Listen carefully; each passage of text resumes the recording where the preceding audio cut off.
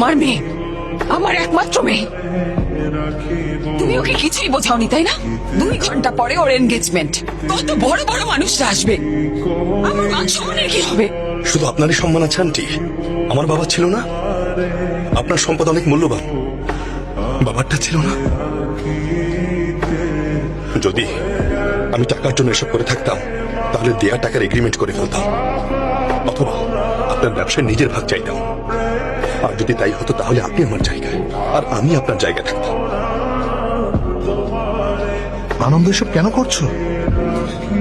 আটকাবেন না, ওনার আজ জানতেই হবে। উনি যে ঋণ করেছিলেন তা আমরা কত বছর ধরে টেনে বেড়াচ্ছি। এসব কথা ওনার পরিষ্কারভাবে জানা উচিত।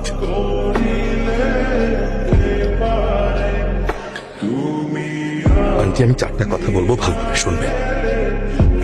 আমার বাবার লাশের উপর আপনার এই মহল উঠেছে। ওনার জীবন বন্ধক রেখে আপনি ঋণ নিয়েছিলেন। উনি আপনাকে অনেক বিশ্বাস করতেন, কিন্তু ওনার সম্পর্ক, ওনার মান সম্মান আপনার জন্য ধুলার মতো। আমরা যাই উপরের দিকে ছুড়ে মারি সেটা দ্বিগুণ হয়ে নিচে ফেরত আসে। ফুল ছুড়ে মারলে ফুল পাবেন, পাথর মারলে পাথর।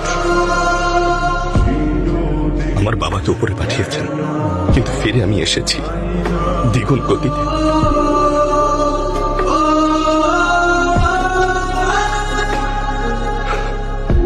আমার কাছে আপনার মতো মহল হয়তো হবে না, কিন্তু রানী আমার কাছেই থাকবে।